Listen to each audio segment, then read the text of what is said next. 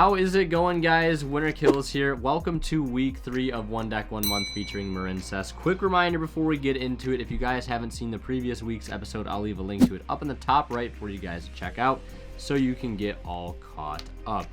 But it is currently Tuesday. I think it's about like 1:30 or so in the afternoon, maybe getting close to 2 o'clock. And just came down here to do some re-sleeving before the tournament today, mainly for my brother's deck while he is at school. I figured I'd re-sleeve his deck for him because the sleeve's getting a little crusty, if you know what I mean. Deck kind of needs a little bit of an oil change. Now, speaking of sleeves, that brings me to another topic. One of the questions I think I get asked the most, like on a regular basis, is like questions about like what type of sleeves I use, whether it be for double sleeving on the main deck or the extra deck. Like, I get asked that question a lot, and I think it's kind of funny that people like care that much about what type of sleeves I or anybody else uses. I totally understand like wanting to have nice sleeves to use because it makes playing just a much more enjoyable experience, and you get to protect your cards, sometimes more expensive than others, right? Like Triple Tactics Talents or Magician's Souls, right? Cards definitely doesn't hurt to have double sleeve because they are almost like triple digit cards, some even more than that, like if you're playing Starlight. So like I totally get it, but some people I think take it like a little too far. Like they religiously swear by a certain type of sleeves, like I can't play unless I have these sleeves, right? You know, double, triple, quadruple sleeved on the main deck, right? And honestly, I think whatever sleeves you like using the most is the best sleeve there is. And I'm sorry if that offends any like Ultra Pro, KMC Hypermat, Dragon Shield enthusiasts. Like, I apologize, but I think that's just how it is. I don't think there's one true best sleeve. Whatever sleeve you like using most at the end of the day, I think is the sleeve for you. But to answer the age-old question, the sleeves I've been using lately are mainly from Imperium Duelist and Dragon Shield. It's been a combination of those. On my extra deck for Marincess, I've been using these Cherubin border sleeves. They look really, really nice. They contrast very, very well with the Link monsters, with the pink, yellows, and oranges. I really do like it quite a bit. One of the main reasons, though, I've ended up double sleeving my extra deck is because I use these Trishula OCG character sleeves on the inside. They're not easy to find, and they were pretty expensive, so if I can protect them to get a lot of use out of them, I definitely want to do that. Now, on the main deck, I've been using clear Dragon Shield matte sleeves. I've seen a lot of people use these. I've had these recommended to me by a lot of people in my Discord. And I've been using the Imperium Duelist armor sleeves on the inside. And I never used to be a huge fan of double sleeving the main deck until I double sleeved my extra deck.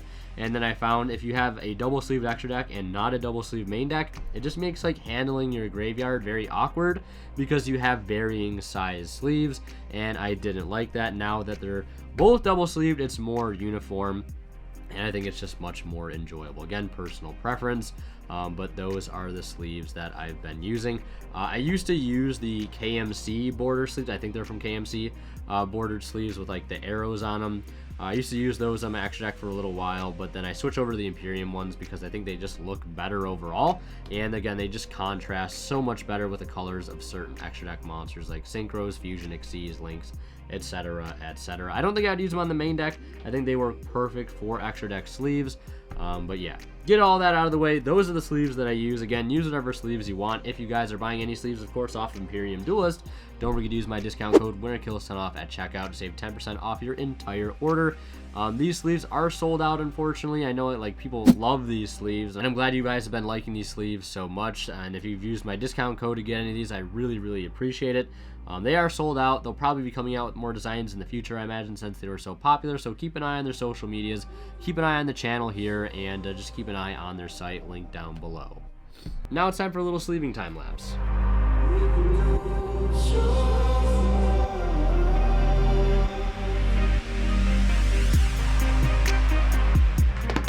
Alright, so we are just about done sleeving. I was looking through that Earth Machine deck, and I was looking at Machina Metal Cruncher specifically, and I was like, I cannot wait to get my hands on some prismatic secret rare ones coming out in the new tins, which actually come out, I think, in like a couple of days now, actually this Friday, which is mind-boggling to me.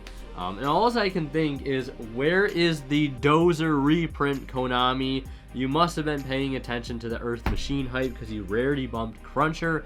But where's the Dozer reprint? Not even in the new OTS packs either. Like, I don't believe it, man. I don't believe it. All right, everybody, it is about 5:45, and I am going to be leaving for locals here shortly, but I just wanted to show you guys what my deck list is going to look like for tonight.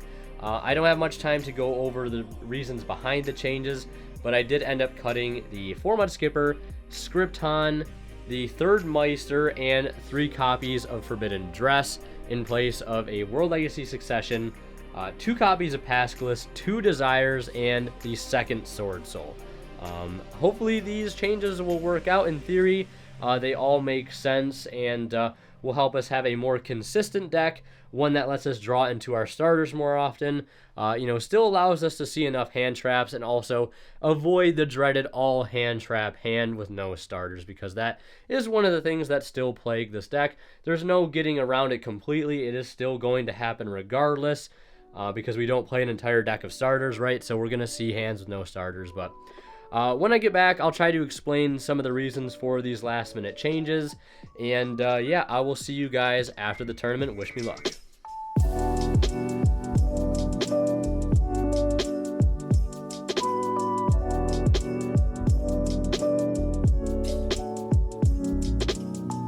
Alright guys, it is time to review some of our matches from our Tuesday locals, and let's go ahead and start with round 1. I actually ended up playing against Drytron, and it is the same Drytron player that we played in the start of the first week. And he was definitely back for revenge this time around. We did win the die roll, luckily. And I opened up with Cynet, pitching Cynet because I did have talents, and I was kind of like, all right, if this doesn't resolve, it's fine. I have talents to go ahead and punish, but the bait was not taken. I don't think he had an Ash in hand anyways.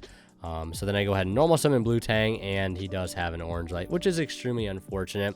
That's like one of the hand traps he needed to open, like with another card, and he was able to have that. So he pitches the Ultimateness and negates, which basically forces me to end his turn. Of course, I do talent him to rip a Zeta out of hand because he had 2 Zetas and an Imperm. So I take the Zeta out, basically forcing him to draw a Drytron. I have Skullmeister and Seahorse in hand, so like I have an interruption and follow-up for next turn, so feeling really good there. My opponent does draw a Drytron as a Gamma. He goes Zeta, pitch Gamma to add Medionis, and then he goes Gamma, tribute the Zeta, and I do Meister that. He sets the Imperm and passes, and I know pretty much all the cards he has at this point. I normal summon Seahorse, link for Slug, attempt to add back, and he Imperms the Slug. I swing for 15 and pass. And then on his turn, he draws and passes. I draw a Mandarin for turn, which is huge, and that basically allows me to go to full unaffected combo. Now, that sounds really good, right? But I had game here, and I didn't see it until after the fact. Because what I should have done is linked for Wonderheart instead of Bubble Reef. Because if I would have gone for Wonderheart, I could have attacked for 38, brought up the Anemone for 22, and I actually had a Tang in my hand alongside a Seahorse engraved that I could have used to banish to summon the Tang from hand, which put an extra 1700 damage on board to make a game. So I basically just punted there and missed an OTK because I was just too busy tunnel visioning on Bubble Reef, and next turn my opponent had a Prosperity, and I basically had no interruptions whatsoever because I did not draw a hand trap. And he goes for Zeus, Ultimateness, and yeah, needless to say, I can't recover. Game 2. Game 2 is very, very interesting. My opening hand was Cynet, Tang, Talons, the Ocean, and Nibiru. So I'd say I opened up a pretty solid hand, but long story short, I tried really hard to play it around the Orange Light, only to walk into a Nibiru, which ended our turn. And yeah, pretty much had a very hard time recovering from there on out. There was one instance in this game where having a second field spell would have been very handy. As you saw, I discarded the only one I had at the start of my turn off of Cynet. So yeah, just another example of where having a second field spell could have helped us turn the tide of the game. But unfortunately, we lose this first round 2-0 to Drytron. Still can't believe I missed that OTK game 1, man. Still can't believe it. Alright everybody, welcome to round 2. Here we ended up playing against the Live Twin strategy. I was lucky enough to win the die roll, however, and my opening play was Cynet pitch Battle Ocean, my favorite. Either way, I add Blue Tang, and we start our normal combo until we get to Anemone, where my opponent has a Go spell to stop me from reviving, and that does hurt quite a bit. In fact, so much that I have to actually end my turn. Now, luckily, I do have Ash and Valor for him. That doesn't really matter too much. My opponent improperly makes a Link Devotee, which he shouldn't have been able to. But it ultimately doesn't matter. He's still able to climb into a Nightmare Griffin, which I do have a hard time outing next turn. I could have outed it much easier by putting my Blue Slug in my EMZ, but I just didn't see that, so I add back Slug and pass. My opponent just Battle Phase, passes, and on my turn, we're able to climb up into our full unaffected combo with the help of Pascalis, actually, coming in very clutch, allowing us to go right to Anemone and not needing to go for Blue Slug. And we establish our full unaffected board, and our opponent scoops on the next turn.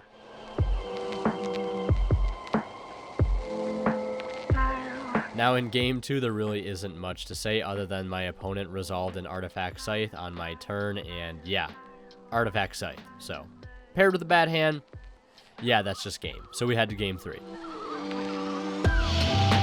So as we head into game 3, Phantasme came in so incredibly clutch, allows us to draw 3 cards, force out his pop effect, and an imperm on top of that. So like Phantasme put in a ton of work, and we also resolved a Talents to put back a Bell, because that hand trap was going to be the most high impact out of the other ones that he had.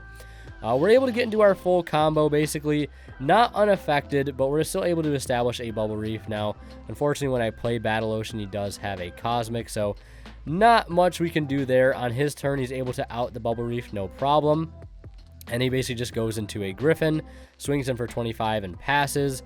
Now, on my turn, I basically normal summon a Tang, and I link into a Slug. Unfortunately, it does have to go into the EMZ, and I don't have any other plays past that, so I have to end my turn.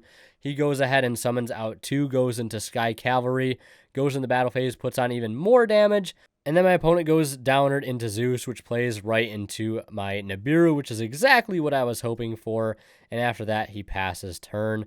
The Nibiru stats do end up being a problem later on for reasons I'll explain. I start my turn by normal summoning a Seahorse, linking into Slug to add back Seahorse. I summon Seahorse, link into a Sea Angel, and I don't activate the effect because I unfortunately don't have another copy of Battle Ocean in my deck, which was so unfortunate at this point. I go ahead and go for Anemone. Anemone brings back Angel to give me an arrow to summon out Mandarin. I'm not sure why I made the Crystal Heart, because like there was no way I was getting my field spell back at this point, so I mean, I don't know why I did it, to be totally honest. I just did. I link into Wonder Heart here, which is unfortunately at 2,400, and I summon out a Tang to the zone that it points to thanks to a Seahorse. And I did all this not realizing I couldn't get over the token, which is really problematic, especially since I'm very, very low on life. Yeah, needless to say, it was a bit of a miscalculation, but I could have easily searched out another field spell if I had it in my deck. So yeah, I'm forced to pass. He attacks over the Tang for a little bit of damage on the next turn, and I normal summon a Skullmeister on my turn, step up into access code, and that allows me to go for games since he was only at 4,200. So luckily, not having the second field spell didn't quite matter there, but it definitely could have. Now, round 3, we did play against Earth Machine, and my friend was still learning the deck, so wasn't making the absolute best plays, and I also did have a lot of hand traps both games, so needless to say, we took that match very quickly 2-0. And this brings us to our 4th and final round, where I played against my friend Kevin on Dragon Link. We did get lucky to win the Diral. We go first. I think we led with a 1-for-1 into a Blue Tang. He actually did Valor my Tang, which made a Sword Soul in my hand live. We then proceed to do our full unaffected combo with no further interruptions.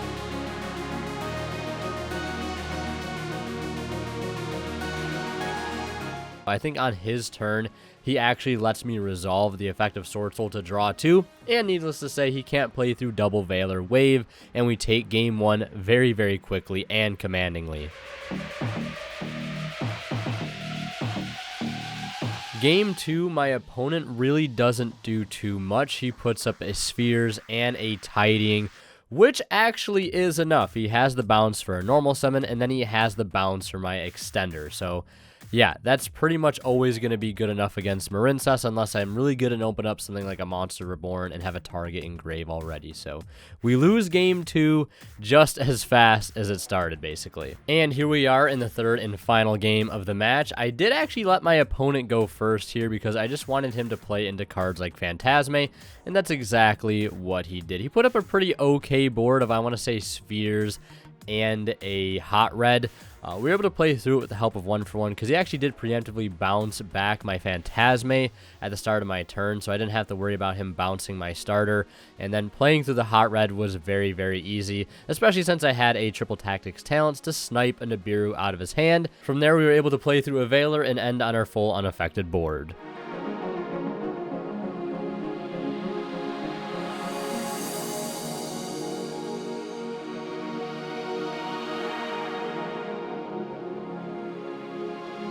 And I have Bell and Meister for his follow-ups, and yeah, he just goes ahead and concedes there, and we take the match 2-1, finishing the night with a nice 3-1 record, collecting 15 more store credit. Overall, I think the biggest takeaway from this tournament is to definitely play a second copy of the field spell, and yeah, that's pretty much it. Having that second copy would have helped out so many times. All right, everybody, welcome to Saturday. It is currently 5:40, and we are going to be heading out to locals here in just a moment, but I wanted to update you guys on how testing went last night. As you guys know, I usually test with some friends on Friday night, and yesterday was no exception. I mainly played against VW and, you know, obviously post, banless and everything. And it honestly wasn't so bad. Now that we actually have a copy of Forbidden Droplet to throw in the main deck, that card definitely does come in clutch. But there really wasn't anything outstanding that I wanted to change with the list. I think I was looking at possibly cutting Go Spell to 1 for World Legacy Succession. Or like another Skullmeister, maybe play 3 copies. But I think I did add in a 3rd wave. That's one thing that I did, because I actually went down to 2 wave with the addition of Droplet. But I think I actually just now cut the Succession that I added in for a copy of Forbidden Chalice, because it's kind of like a budget alternative to another Droplet, because eventually when I do get my hands on more copies of that, I will be throwing it into the main deck of Marincess, assuming that obviously I continue to play it past our 1 month span of time on the deck. But right now, I'll just throw a quick picture of my deck list up on the screen here for you guys to see. We're still on Pascalis. Again, I know people are going to point out the fact that I said in that one deck profile, why on earth would anybody ever play Pascalis? I know I'm eating my own words currently, but I'm going to give it a shot tonight. We'll see how it goes in a tournament setting. It proved to be okay in the previous tournament. So, you know, again, there's not much changes to our list today, other than maybe like a 1 or 2 card change. The only reason I wanted to bump Ghost Spell down a little bit is because with the new format, I don't think Bell is just that great. Me and a couple of friends have come to that consensus, and that maybe Skullmeister is just a little bit better, especially since it also is a not once per turn effect. So I was thinking about maybe just cutting Bell completely for the 3rd Meister, which I actually did get a playset of super rares in the mail today, so I am bumping up those into the main deck. But yeah, that's pretty much all I wanted to say. Hopefully we don't get Crossout Designator today, because I have not had a chance to open up any tins, and I think like a handful of the people I know actually have Crossout Designator for today, so we'll see how many times we get it dropped on us. I'm hoping 0, because we are playing a lot of hand traps, but yeah, maybe we'll buy a tin while we're there and pull one, and I highly doubt it. I checked my LGS the other day, and they aren't getting tins until the following week because of all the delays and everything, so that's all I wanted to update you guys on, and I'll see you guys at locals.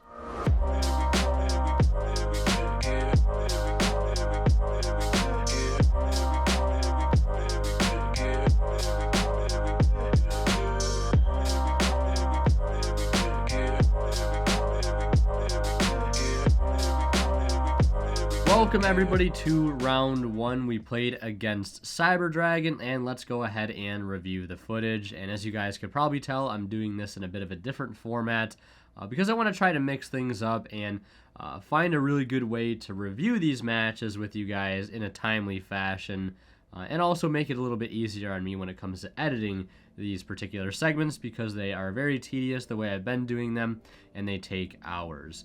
But let's jump right into this one. I played against a Cyber Dragon player I play against a lot. Cyber Dragon's very popular at our locals, so no shocker we got paired up against it round 1. I did lose the die roll. He did make me go first, which isn't surprising. His deck really wants to go second, even though I think he can set up really good end boards going first. But, you know, how could you not want to take advantage of the contact fusion mechanic? It's pretty busted. You basically get to play Super Poly without having to draw Super Poly. But I open up Pascalis into Tang, which is a really, really strong opening. My blue Tang sends me the Seahorse, and then we step up into our full unaffected combo. Really not much else to say there. I think in my hand I had for hand traps, I know I had Wave and I had Skullmeister, and I pretty much just passed it over to my opponent from there. So my opponent leads with Emergency and grabs the Cyber Dragon Hers. He then normal summons the Hers. I actually was debating on using the Wave on summon here, but like I realized looking back that was pointless, and I'm glad I actually didn't do it in game, because even if I make it so its name isn't treated as Cyber Dragon, he can still make Mega Fleet, because it's still a Cyber Dragon Hers. It's still a Cyber Dragon monster, and you can still contact fuse with my Bubble Reef. To my dissatisfaction, he has a Machine Dupe, and Machine Dupe actually does summon out 2 Cyber Dragons here. I really wanted to use the Wave in my hand as soon as possible, because I didn't want to, like, it's kind of a use it or lose it situation. The moment he contact fusions away my Bubble Reef, it's a dead card in my hand, which is really unfortunate.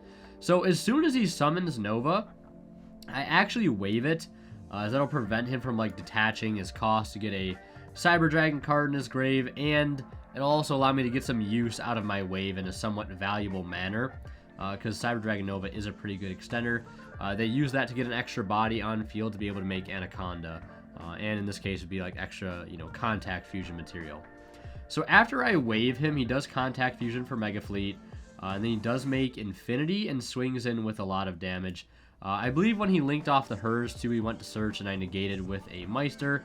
I don't think he, or when he went to contact fusion, yeah, and he linked, or fusioned it off, he went to search and I negated. And then I think after that, he just passed turn. And I lead with the Blue Tang. Blue Tang is actually going to go ahead and not send, because I want to play around the Infinity. So I go Chainlink 1, Slug, Chainlink 2, Tang. Tang does whiff, I believe. And I think my Slug actually recycles a Bubble Reef, because I would like to be able to kind of like go back up into that at some point to kind of like stabilize, if you will. And I don't really need to get anything out of my grave other than the Bubble Reef. I think there might be a Seahorse in there, but I want to leave that in there as an additional extender because I have another Seahorse in my hand that I got off my first Tang. But yeah, so the Tang whiffs. And then I think from here, I think for a little good while. I know I have Pascalis in my grave, which is actually going to be really strong to help add that Wave back. But I need to get into a Link 3 first to be able to use it for my hand. And I think my opponent actually does negate the Battle Ocean when I activate it after I step up into Anemone. Because I use the field spell to attempt to equip. Because I think he realizes that if he does let that happen, Anemone would be able to beat over his Infinity. And that's like one of the things I love about Battle Ocean. Is like when your opponent puts up a big threat, like you can use Battle Ocean to like equip a bunch of things to it, and then you just run it over in the battle phase, whether it be Dragoon, which I've done tons of times, or in this case something like Infinity, which is at 2500. So like I don't need to equip one to be able to run it over, so it does do a good job at forcing a negate. Now here I use the Seahorse Engrave to go ahead and summon out a Tang from my hand, and Tang can actually resolve now because the Infinity negate has been expended, and that sends me Mandarin. I realized at this point, like, I could have summoned back Crystal Heart, and then made a Link 4, and then use Pascalis to add back the field spell, or I could just use Pascalis right now to add back the field spell, and then go in for the unaffected Link 4. Probably something like Wonder Heart is what I would go for, just so I can, like, clear more things. But instead I go for the Marbled Rock, and this is where the second field spell is coming in clutch, as you can see, as the second angel adds back, or adds a field spell. And the reason I did this is because I can get an arrow to make my Mandarin live. So I play the field spell, summon out Mandarin, and then I go ahead and actually link the Anemone and the angel into Marbled Rock. Chainlink 1 Anemone, Chainlink 2 Marbled Rock, and the Anemone adds me back a Sea Angel, and then I equip 3, and then the Marbled Rock adds back a Wave. So this is one reason why I guess I was okay not, you know, summoning out the Crystal Heart, is because I had the Wave in hand to protect. But maybe that was naive of me. Well, not even that. Like, the unaffected board doesn't matter here. So, like, I think I realized that I was, like, trying too hard to, like, maybe go for the unaffected board. But, like, it's so bad against this deck because Contact Fusion is a mechanic. So, I go into the Wonder Heart. Marbled Rock does a good job at recycling. And I can equip Marbled Rock to my bubble, or my Wonder Heart, which was boosted to 2700 because of the field spell when I go to attack. Which is really clutch. It's going to help me actually clear everything on his field. So I go Battle Phase. Wonder Heart goes over the Infinity at 3800, and then the Marbled Rock goes over his Mega Fleet for 300 damage. And then I Talents him because he used Infinity earlier in the turn. And then we get to see a look at his grip. He's got Overflow, Galaxy Soldier, Emergency, and Bell. And I actually go ahead and fire that Galaxy Soldier right back into his deck because that's a pretty solid card. I mean, the rest of the hand is pretty good. Emergency and Overflow are really strong cards. Cards that I probably could worry about, but I think Galaxy Soldier is just also really, really strong, especially if it's paired with Cyber Emergency. And then after that, I think I just have to pass. He leads with that Emergency, grabs the Noxter. And then I think he summons Noxter by pitching a Hers. He goes ahead and activates Hers. I think it's Chainlink 1, and then like Noxter is Chainlink 2, and I actually wave the Noxter because I don't want him to revive the Nova or the Infinity from grave. That'd be very, very bad. And one important thing here too is that I have Anemone equipped to my Wonder Heart. So if any of my equip spells get cleared, I can actually add back Wave mid-turn, which is nice. That's like a really good way to be able to add a card like Wave back mid-turn. So my opponent then normal summons Hers and makes Anaconda. And then I think he pays the 2k to send Overload Fusion here. I was really hoping he wouldn't send Dragoon. But then he banishes like 3 or 4, summons out the Rampage Dragon, and he actually blows up all 3 of my equips, which I really don't care too much about. And the fact that he blows up my equips allows me to add back Wave to my hand. And of course, Wave is not a once per turn. And then he adds a Rev system off of the Overflow that he destroyed, because he destroyed it with his Rampage.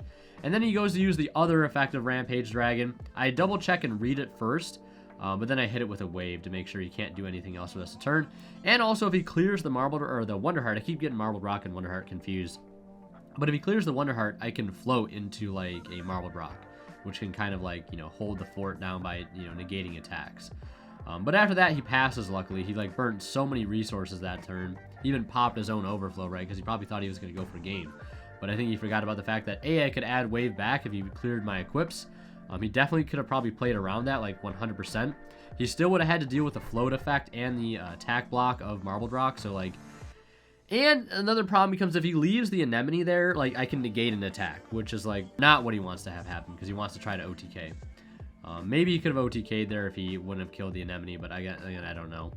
But then he basically passes turn.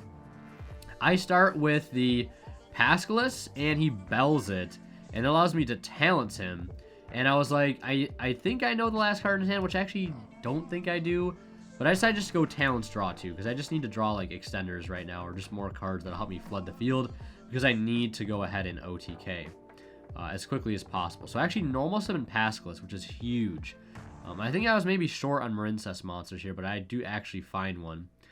So I normal the Pascalis, and I actually link with the Wonder Heart and the Pascalis into Splash Mage, because I'm trying to step up into Transcode Access Code. Splash Mage revives the Tang, and then I go Transcode into Access Code.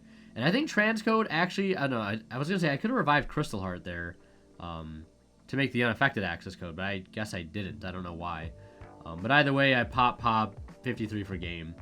Because I'm pretty sure there was a, there was a Crystal Heart in my grave. So I don't know why I didn't bring that back and just go for the unaffected Access Code, but... Either way, that was game 1. Game 1 was like 23 minutes. So it's a very long game. So let's go ahead and jump into game 2 here. Just going to scroll ahead. I did decide to go second here, I think. Or maybe I decided to go first. Because I know his deck likes to go second. So I was like, maybe he'll go second again. And let me go first. And I'm like, maybe he doesn't want me to go first and get set up. So he'll go first. Lots of mind games here. But I believe my opponent does go first, which is fine. He goes normal summon core to search the Overflow, links off core for Almirage, then he activates Repair Plant. Repair Plant gets him the Soldier. Soldier pitch the Hers. Like, he opened up really, really strong here. And his final board is basically Infinity, Dragoon, and 2 set, one of them being Overflow. So like his end board is like really nuts. I open up Magician Souls. The Magician Souls resolves getting on field. I activate Souls to send off a wave. He lets that go. Then I go 1-for-1, pitch Souls. He negates by pitching a Cosmic, which is, you know, pretty good card. And then I go and activate Talents. Talents is going to force the Infinity because I go to take. And then I normal summon Seahorse. So, like, yes, I baited out the Dragoon. Yes, I baited out the Infinity. But, like, I still can't play around Overflow and Imperm.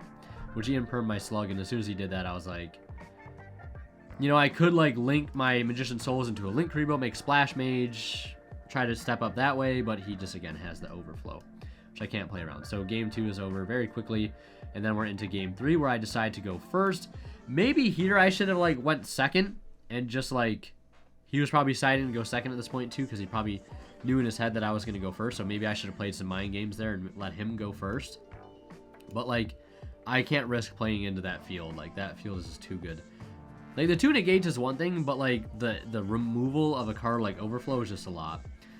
But I start my turn with the Seahorse and link that into Slug. Slug adds back the Seahorse, at least tries to, but he has an Imperm. So I go ahead and play Battle Ocean, and I have to pass because, like, I didn't have any extenders, no 1-for-1.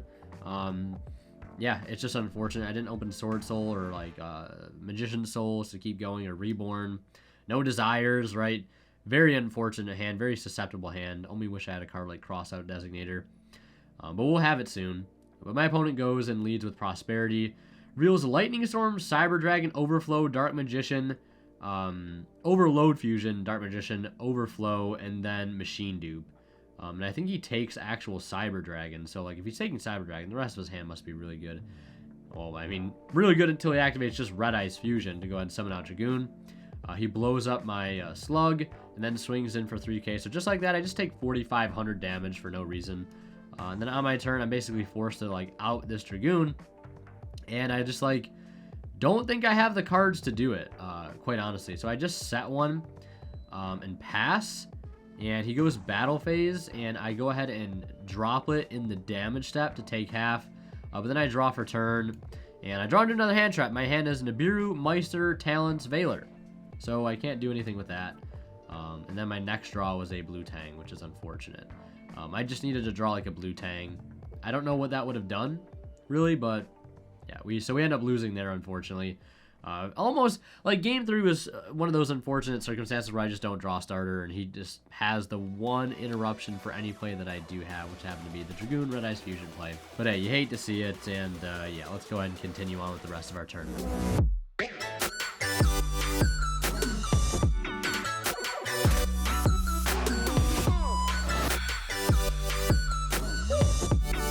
Can you just explain to the camera real quick what just happened this last round? Yeah, so I dueled the best player at our locals. See Goody. See Goody. See Goody. And what happened? What happened? I won the die roll, and I 2-0'd him playing Teller Knights. Oh my god, Colin, what do you have to say? I suck at Yu-Gi-Oh! Oh my god, I just suck at Yu-Gi-Oh! He didn't respect the Exciton, did he? No, they never respect the Exciton, No. so No, what not can at you do? all. I should have just bounced the Vega, bro.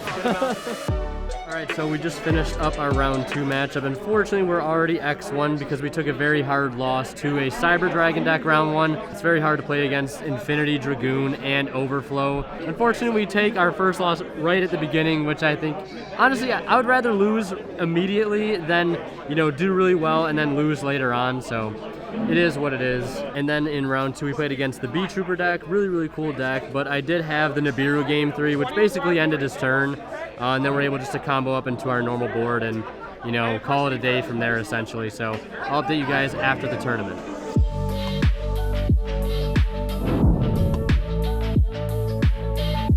All right, everybody, welcome to our 4th and final round. And just to bring you guys up to speed on what happened the previous round, I did play against Invoke Shadal Dogmatica. So we were able to take that match 2-1.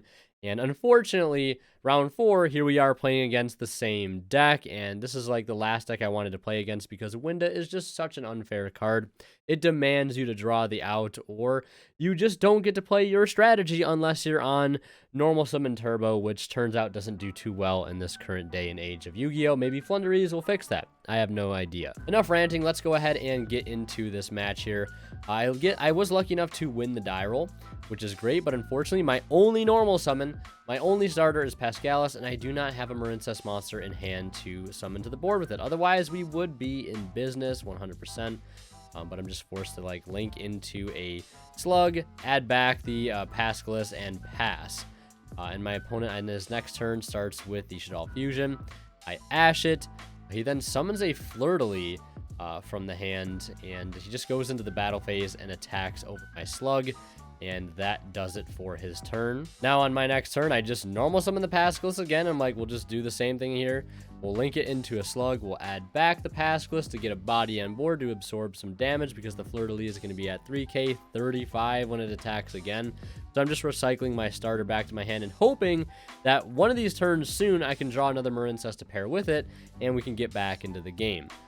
Now on my opponent's turn, I don't think he does too much. He just goes into the battle phase and, as expected, just clears my blue slug, and I think he just sets a card after that and passes. Now on my next turn, I go ahead and actually set the Pascalis here because I really didn't want to link it off into my third and final blue slug with no way to get it back, so I had to kind of go in defensive mode here. I'm not drawing in anything good, so I just set the Pascalis and end my turn. Now for my opponent, he just goes ahead and sets another card, and then as usual, just goes into the battle phase. Fleur-de-Lis attacks over. Now I believe it's boosted by 15.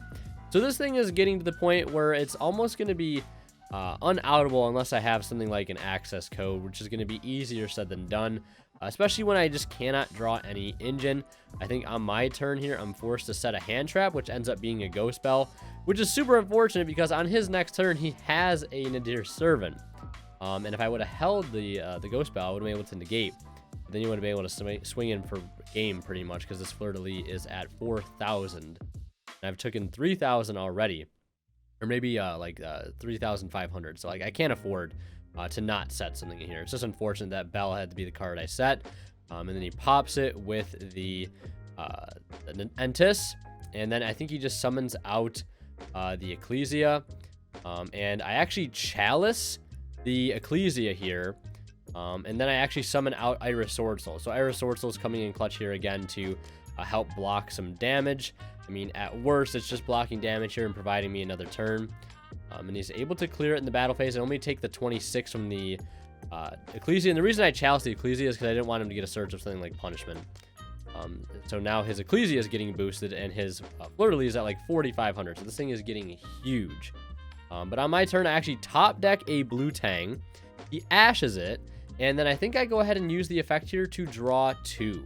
And the draw 2 ended up being insane because I'm able to find a 1-for-1. I discard a Skullmeister that summons out the Mandarin. And then Chainlink 1 Slug, Chainlink 2 Tang. The Tang adds a wave, which is huge.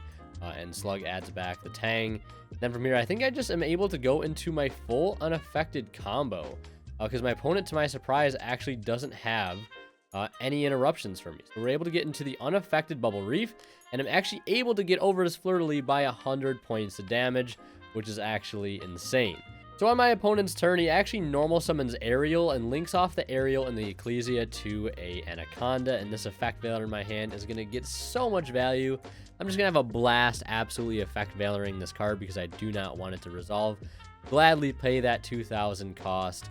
It's fine with me. I actually ended up dumping a Shaddoll Fusion. It's not something I want him to have access to, especially since I have a monster summoned from the extra deck on the field. So thankfully we shut that down. He then goes ahead and activates the Shaddoll Schism, and that's going to go ahead and banish Ariel and Entis from his graveyard to go ahead and attempt to summon a Construct, which I believe activates its effect on summon to go ahead and send.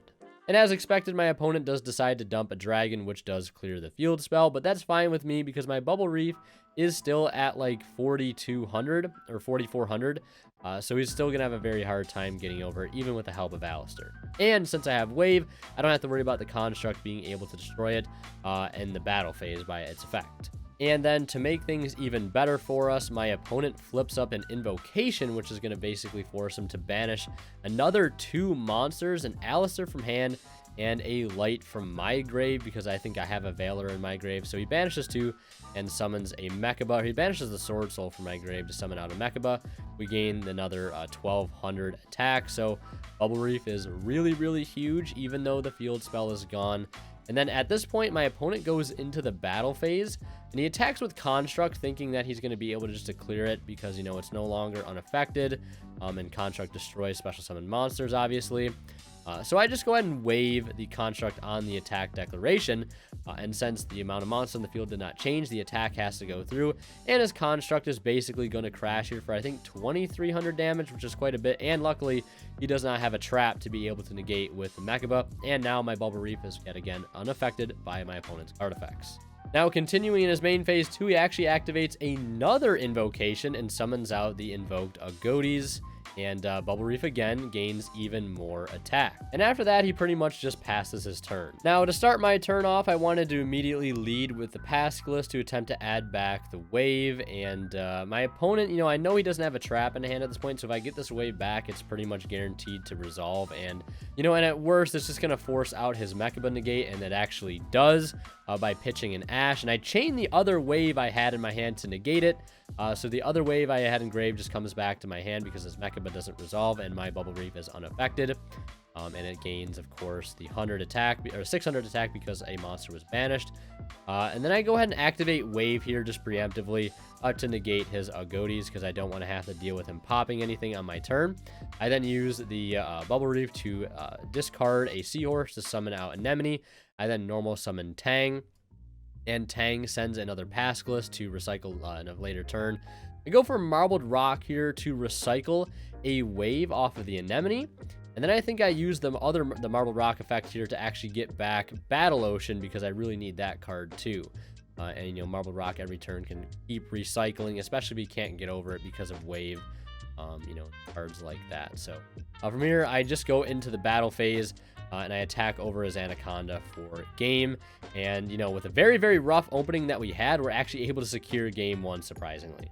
Now, game 2, things go a little bit differently. My opponent leads with a Pot of Extravagance, banishing 3, revealing 2, basically, because he reveals 2 Shaddoll Fusion and a Maximus, and I think he takes a Fusion.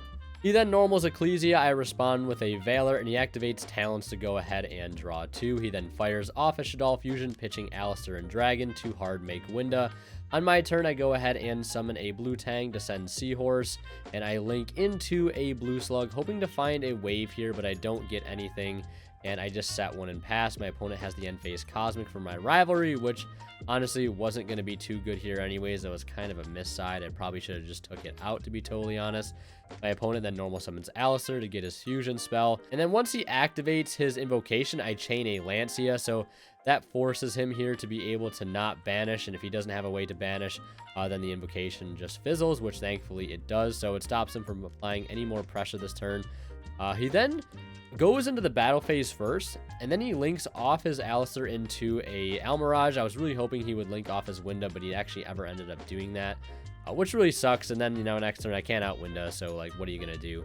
We quickly head into a game 3. And this is it. This is for all the marbles. If we can win this game, we end up going 3-1 and securing another 15 sword credit and putting us on another 6-2 record week. But it is certainly going to be an uphill battle. I lead with the Magician's Souls here. And then after that, I think I normal summon a Blue Tang after resolving a Sign Up Mining pitching wave, and he has a Gamma for the Blue Tang. And to be totally honest, I was not expecting him to Gamma this. I wasn't expecting Gamma to be in his main deck. I knew VW main this card, but I really wasn't sure that like Invoke Shaddoll Dogmatica decks actually main this. Now, luckily, it wasn't so catastrophic because I did have a Monster Reborn in hand to be able to recover, and I was forced to basically make a play where I link off my Magician's Souls into a Link Karibo. So unfortunately, we're going to miss out on the draws from that. And then we go into Splash Mage. Splash Mage brings out a Marincess monster, which I can link into Angel. Angel searches the field spell. And then I link into Anemone and then use the field spell to equip 1. I then use Anemone to bring back not Splash Mage, but I bring back the Angel because I hard open that one of Mandarin, which comes in so unbelievably clutch here, which allows me to link into Crystal Heart and then we can basically just step up into an unaffected bubble reef like nothing happened really. So we're able to actually play through Gamma completely and get Wave back to my hand and have one extra card to spare. So like honestly, through Gamma, like, and you know, the help of Monster Born and Magician Souls, we're able to combo through that. Normally a card like Gamma is just going to end our turn completely. Standby phase, we banish to draw 1. I don't think I actually draw a hand trap here, which really sucks. My opponent starts with Prosperity, and he banishes 3. Reveals Gamma Seal, Meltdown, and Aerial. And as soon as I see the Gamma Seal, my heart immediately sinks. And he tells me he actually already has a Gamma Seal in hand. And I'm just like, all right, well, this isn't going to go well for us whatsoever. His next play is to activate Evenly Match. So, like, he just literally had everything. Gamma Seal is my Bubble Reef and, you know, does his whole combo here. I luckily do have an Ash for his Alistair, but he does have a Nadir Servant for Ecclesia to grab Maximus, summons Maximus to send 2, and then I send 2 as well. I think he sends Apglone and Apglone and Entis. Apglone is actually going to clear the Gamma Seal off of my field. And then in the end phase, he goes ahead and resolves his Ash Dragon that he sent off Servant to add a copy of Fleur-de-Lis. So we have to play through a Schism and a Fleur-de-Lis. And if you know how Marincess works and how Window works and what the card actually says, you know we're going to have a hard time doing that. I normal summon Pascalus. I don't use its effect, I think. And he actually summons out a Winda. And he still does unsummon. I go for the Blue Slug to attempt to add back. And yeah, I pretty much am just forced to... Actually, no, he just Fleur-de-Lis my Blue Slug and doesn't give me any room to breathe here. And then I go ahead and activate Talents to draw 2. I was thinking about maybe taking the window, but like, there's nothing I can do with it. There's no way I can like actually get into a transcode talker here. Because I've already special summoned. I have a Called By, a Wave, a Veiler, a Signet, and another Signet. So like, there's really not much I could do here, to be totally honest. Like, it was just a very rough game. And unfortunately, no out to Winda means no out to Winda. So we end up taking that L there, 1-2, and we do finish X2 for the first time since the end of week 1. So it is what it is.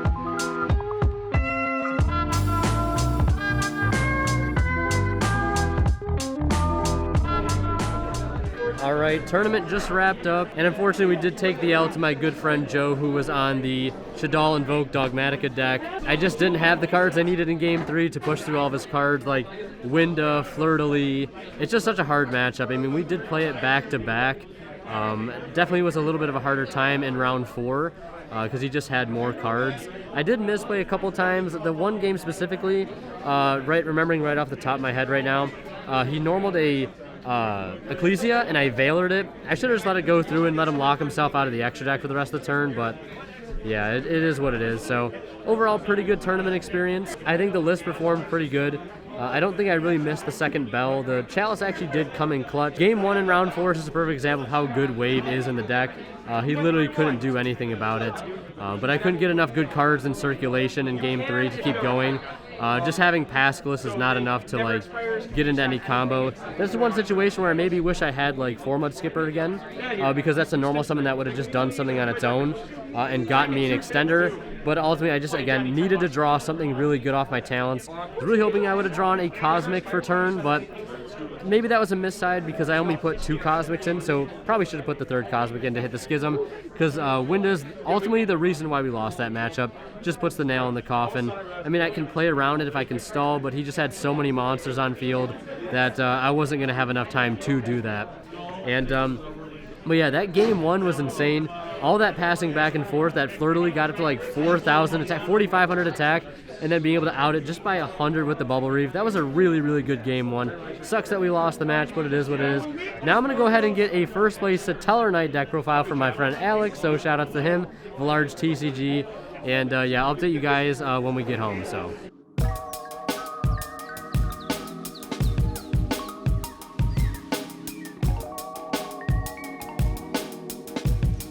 All right, everybody, we are on the beanbag for the Week 3 recap. And I want to say really quickly, this month has been going a lot smoother than I expected it to. We're starting Week 4 soon, and we only have 2 X2 finishes. Like, That's way better than I would have ever expected with this deck, and it's leaps and bounds better than anything we did with Photon Galaxy. So Marincess proving to be a really good rogue strategy, even in a competitive setting. But as for tonight's performance, round 1, like, I just specifically remember not being able to draw any hand traps, which really sucks. And then on top of that, we're dealing with the contact fusion mechanic, which is just so hard to play around. I guess I'm just really unlucky in the fact that there are so many Cyber Dragon players that's, you know, consistently show up to our locals. So like, it is what it is. Like, there are some things I can control within the realms of my play, but what I play against I obviously can't control, and if it's that bad of a matchup, I'm like, what are you gonna do, right? And then rounds 2 and 3 went pretty well. Round 4 was interesting. Not only was my opponent siding Gameciel, which I outright was not expecting, but he had Schism for Winda game 3, and Winda is a card that demands that we draw an out, and I was just not good enough to draw the Cosmic for the Schism or the Droplet for the Winda. Granted, I am only playing one, I get that, but still, I can be upset about not drawing my out. I mean, that's just why I don't like cards like Winda. They're just cards that, again, you have to draw the out for it or you lose.